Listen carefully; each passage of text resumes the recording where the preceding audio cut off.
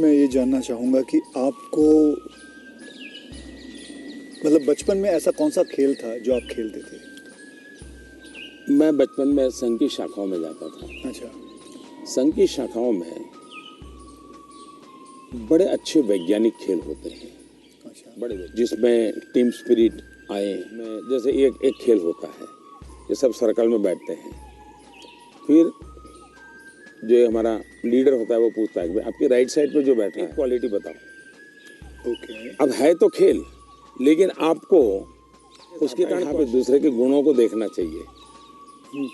अब खेलते खेलते ही डेवलपमेंट होता है इंसान का, और इसलिए मुझे बचपन में संघ की शाखाओं में खेलों के द्वारा टीम स्पिरिट क्या होती है, रिस्पॉन्सिबिलिटी शेयर करना क्या होता है, ये खेल है संघ में, बहुत बढ़िया खेल है। वो परंपरागत खेल है, कोई संघ वालों ने ढूंढे ऐसा मैं नहीं कह रहा, ये बहुत बहुत काम आते हैं। दूसरा, मैं योगा से ज़्यादा जुड़ गया, फिजिकल एक्टिविटी के रूप में कहे तो, लेकिन मैं इंडिविजुअल खेल के बजाय ग्रुप वाले खेल को हमेशा पसंद करता रहा, क्योंकि वो एक प्रकार से आपके व्यक्तित्व को अलग से डेवलप करते हैं। जो इंडिविजुअल खेल होता है वो आपको एक अलग प्रकार का डेवलपमेंट करता है। वो गलत करता है ऐसा मैं नहीं कह रहा, लेकिन अलग प्रकार का करता है। टीम के अंदर खेलने से अलग प्रकार का होता है, आपको एडजस्ट करना पड़ता है, आपको साथ चलना पड़ता है, आपको किसी की लीडरशिप मानना होता है। तो जिंदगी जीने के लिए ग्रुप वाले गेम्स खेलने चाहिए। ओके। इंडिविजुअल कितना ही हम बड़े चल जाए, लेकिन ग्रुप वाले खेल जरूर खेलना चाहिए, ये मेरा मत रहता है। जी, आपने कभी गुल्ली डंडा खेला? बिल्कुल खेलता था, गुल्ली डंडा खेलता। हाँ, हमारे यहाँ गांव में खेलते थे। फिर कच्चे खेल। हाँ, लेकिन ज़्यादातर मैं तैरने के लिए चला जाता था, मुझे पानी पसंद था। अच्छा। तो तैरने के लिए चला जाता था। दो कारण से, एक तो मेरे परिवार के सारे कपड़े मैं धोता था, परिवार के सभी सदस्यों के। अच्छा। तो तालाब में ही पानी था, तो हम तालाब में चले जाते थे, तो उसके कारण स्वाभाविक मेरा स्विमिंग सीख गया, तो मैं बहुत घंटों तक स्विमिंग कर लेता था। तो मेरे शरीर के जो अगर मूलभूत कहें कि डेवलपमेंट, बॉडी डेवलपमेंट जिसको कहें, वो शायद स्विमिंग से हुआ है। वो गांव वाला स्विमिंग जो जी समझ गया, अपने गांव में तालाबों में नहर हो गई, तालाब हो गया वहाँ की, उसी में। मुझे अभी याद है आपका, मैंने एक यूनाइटेड नेशन में एक पहली जो स्पीच देखी थी आपकी, आई थिंक 2014 में दी थी। मैं प्रधानमंत्री बना और सितंबर में गया था, सितंबर में गए थे। तो आपने जब आपने इतने सारे स्पीचेस दिए हैं हिंदुस्तान में, तो वो आपका पहला स्पीच था जो वर्ल्ड वाइड पूरी दुनिया, तो वर यू नर्वस? क्या मेरे प्रधानमंत्री नरेंद्र मोदी जी नर्वस थे उस दिन? मेरा प्रॉब्लम ओवर कॉन्फिडेंस था। अच्छा, उल्टा था। और हुआ क्या कि मैंने मन में सोचा था कि मेरा फ्रेमवर्क रहेगा बोलने का। जब जहाज में यहाँ से जा रहा था, हमारे अफसरों ने मुझे ब्रीफिंग भी किया था। जब मैं अमेरिका पहुँचा तो हमारी फॉरेन मिनिस्टर सुषमा जी, उनकी मीटिंगें ज़्यादा होती थी, तो उनको पहले जाना पड़ता है, तो पहले गई हुई थी। तो पहुँचने के बाद ही मेरा कोई दूसरे दिन कार्यक्रम था, तो मेरा नेचर है, मैं होटल से उतरता हूँ तो पहले मीटिंग ही कर लेता हूँ। तो ब्रीफिंग के लिए सब बैठे थे, तो सुषमा जी ने पूछा कि आपका भाषण वगैरह, मैंने कर लेंगे क्या है, तो वो अड़ गई।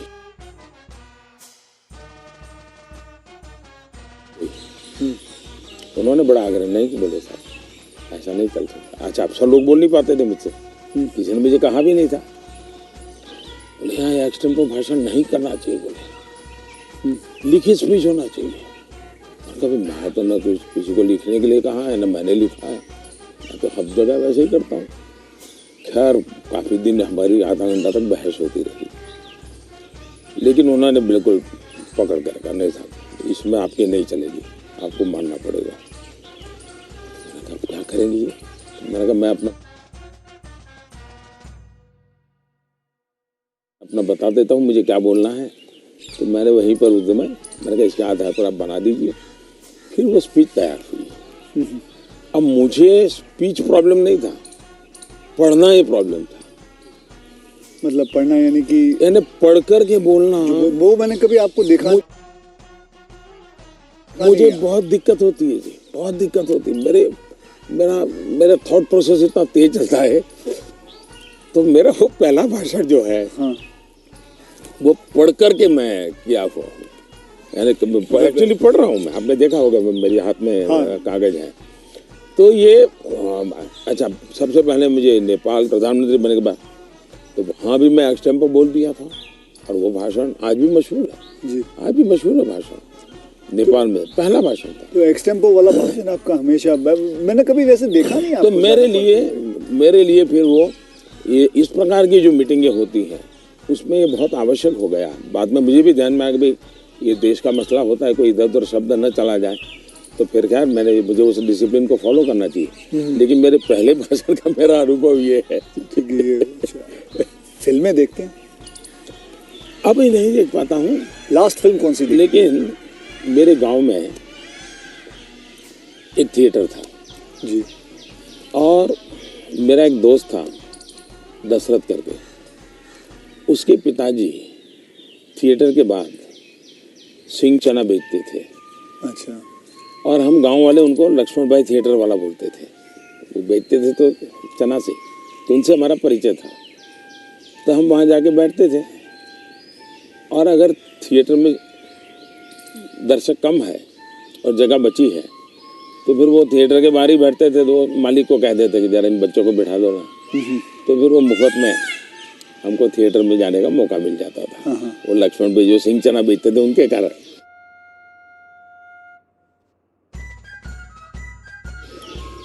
तो मैं और हमारा वो दोस्त है दशरथ, तो हम दोनों जाके बैठ के मूवी देखते थे। तो बचपन में मूवी देखने का यही एक हमारा तरीका था। बाद में तो जिंदगी ऐसी बन गई तो मौका नहीं मिलता। लेकिन शायद एक अमिताभ बच्चन जी आए थे जब मैं सीएम था। अच्छा। तो उनका बड़ा आग्रह था एक पा फिल्म शायद जी बिल्कुल, तो देखने के लिए उनके साथ में चला गया था। एक बार अनुपम जी खैर आए थे, उन्होंने टूरिज्म को लेकर के एक फिल्म बनाई थी। सीएम था।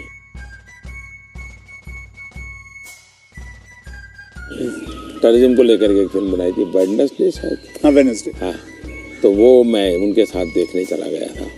तो ऐसा कुछ हुआ है, लेकिन वो भी ज्यादा पीएम बन के बिल्कुल नहीं, तो वक्त भी नहीं मिलता, बिल्कुल नहीं कर पाया। अब आपने बिल्कुल नहीं कर पाया। कि मैंने एक फिल्म बनाई थी, आपको मैंने हल्का सा कुछ बताया भी था पहले कि टॉयलेट एक प्रेम कथा पे फिल्म बनाई थी।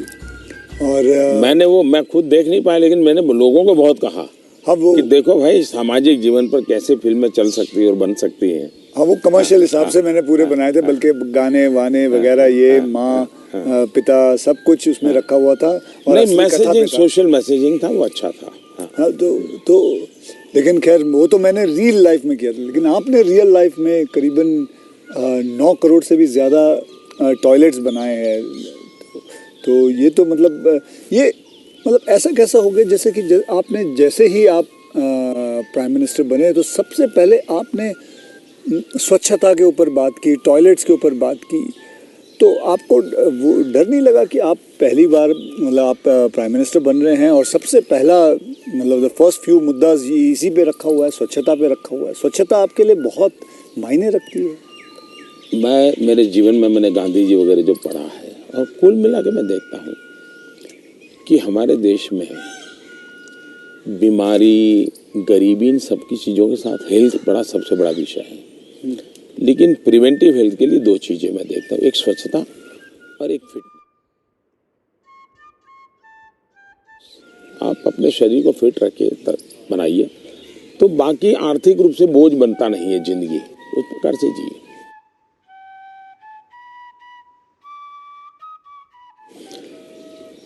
पर्सनल हाइजीन में तो हमारे यहाँ शास्त्रों के कारण, संस्कारों के कारण, घर में आओ तो पैर धो करके आओ, हाथ धो, मंदिर में जाते हो तो नहा करके जाओ, सब बहुत सिखाया जाता है। सोशल हाइजीन के प्रति हम उदासीन रहे हैं। और भारत जैसा देश दुनिया में, अगर इतना बड़ा दुनिया को देने के लिए टूरिज्म डेवलप नहीं हो रहा है, एक कारण है गंदगी जी। वैसे भी किसी भी समाज के लिए शोभा नहीं देता है। तो मेरे मन में एक बड़ी चीड़ है, और मैंने सोचा इसको एक जन आंदोलन बना देना चाहिए और देश को गर्व होना चाहिए, हम लोगों को गर्व होना चाहिए कि हमारे देशवासियों ने इस कार्यक्रम को अपना बना लिया। और ये 9 करोड़ टॉयलेट बन जाना 2014 के पहले 38% रूरल सैनिटेशन था, 98% हो गया। जी मतलब देश तैयार था और मुझे खुशी है कि देश ने किया है। मैं तो कौन होता हूँ करने वाला जी, देश ने चीज को उठा ली। आप एज अ प्राइम मिनिस्टर आप कभी चिल एकदम आराम करते हैं, मतलब कुछ आराम से बैठ के यूं बैठे हैं गार्डन में सोच रहे हैं, बस ऐसे ही कुछ नहीं, चिल आउट के लिए मेरी एक आदत है, मुझे अब कर नहीं पाता हूँ लेकिन मेरा बड़ा स्वभाव रहा है। एक तो मुझे सुबह 5 बजे चाय पीने की आदत है, बिना शक्कर? चीनी में लेता मैंने नहीं। देखा हाँ, चीनी लेता नहीं हूँ। अच्छा, नहीं लेते? मुझे कोई प्रॉब्लम नहीं है लेकिन आदत नहीं लेता हूँ।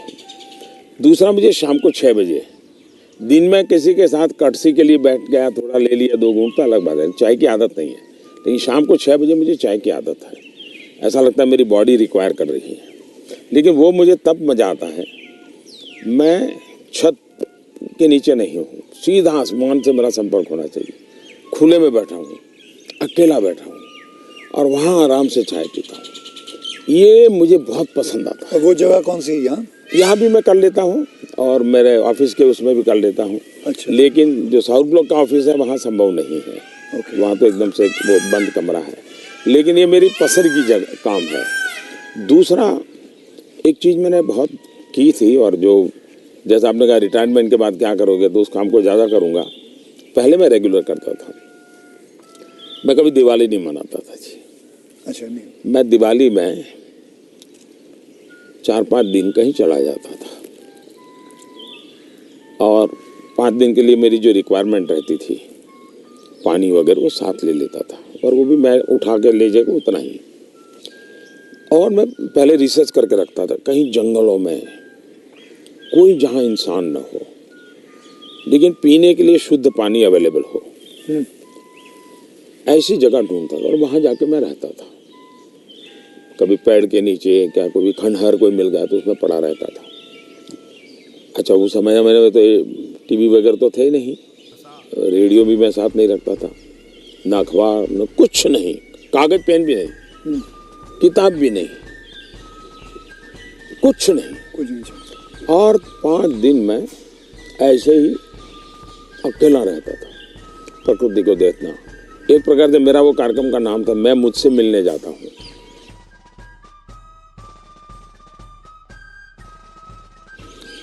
ओके। मैं मुझसे मिलने जाता हूँ, ऐसा है मेरा।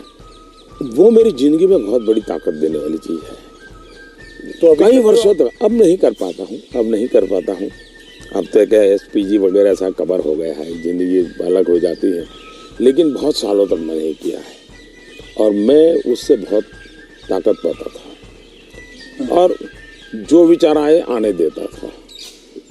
किसी विचार को टिकना है तो टिकना, कुछ लिखता भी नहीं था, ऐसे ही रहता था। तो यही मेरा एक तरीका रहता था। आपका और मेरे में कॉमन यही है कि आप चाय बेचते थे और मैं जी वेटर था। दोनों के, आप और मेरे में ये भी है कि हम दोनों के कोई गॉडफादर नहीं थे, हम अपनी ज़िंदगी अपने टर्म्स और कंडीशंस पे बनाई है बस। तो ये रहा है बस। जब मैं चाय बेचता था बहुत कुछ सीखने को मिला मुझे, बहुत लोगों से मिलने का मौका मिलता था, हर एक के स्वभाव को समझता था। बिना कारण जो चाय पीने वाला है गुस्सा करता था, डांट देता था, तो इन चीज़ों को सीखने में बहुत काम आया। लेकिन एक चीज़ मैंने बहुत मज़ेदार है मेरी ज़िंदगी की, मैं जब लोगों से हिंदी में बात करता हूँ तो बहुत सरप्राइज करते। मुझे हमारे सिकंदर भक्त साहब थे, बीजेपी के लीडर जी, वो मुझे हमेशा कह रहे हैं, यार मोदी तू इतनी बढ़िया हिंदी कैसे बोल लेता है, तू तो बोले गुज्जू है। ये तेरा मुरारजी, वो दोस्ताना है तो बहुत बढ़िया आयु के थे, बोले तेरा मुरारजी इतने साल तक यहाँ रहा लेकिन उसको हिंदी बोलना नहीं आता है, ऐसा मुझे। तो उसका कारण ये था कि मैं चाय बेचता था तो मेरे गांव में ये जो ट्रेनें तो बहुत कम आती थी, लेकिन ये जो मालगाड़ी होती है, जो माल ढोती है, वो ज़्यादा आती थी। और मुंबई में जो भैंसों के तबेले रहते हैं, उसके जो दूध बेचने वाले लोग हैं, वो क्या करते हैं, दूध जब भैंस देती है तब तक मुंबई में रखते हैं, बाद में वो गांव में आके छोड़ देते हैं। वो भैंसों को लाना ले जाना एक बड़ा कारोबार चलता था। तो वो आते थे और वो बेचारे घास वास उसी में भरते थे, उसी में रहते थे और भैंसों को ले जाते थे। एक व्यक्ति आएगा तो 3-4 दिन रहना पड़ता था। हम उनको चाय चाहिए, हम चाय देते थे। उनसे बातें करते करते मैं हिंदी सीख गया।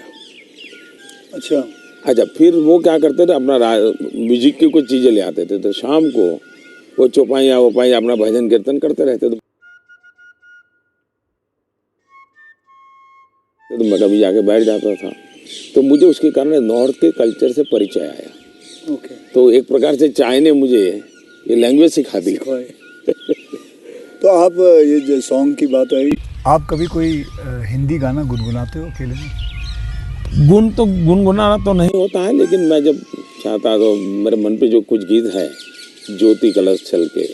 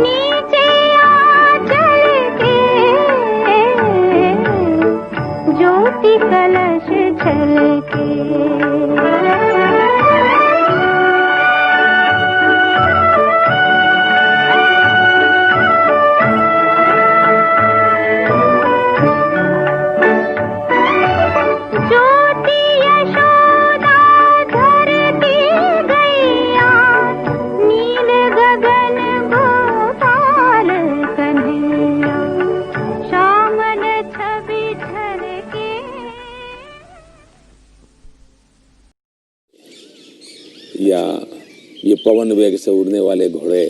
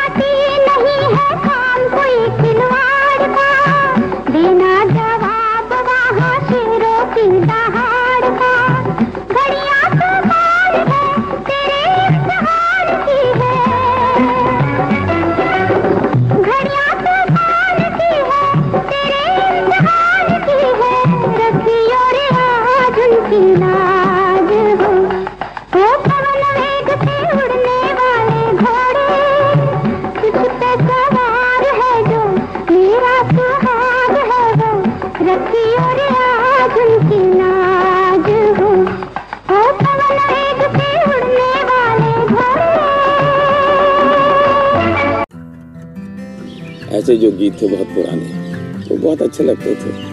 आज के कोई गाने नहीं आज तो पता ही नहीं मुझे, आज तो पता ही नहीं मुझे। मुझे आपसे बात करके चलिए, देश के लिए, लोगों के लिए काम आएगा कुछ बातें, नहीं बहुत सारी चीजें हैं इसमें, बहुत सारी चीजें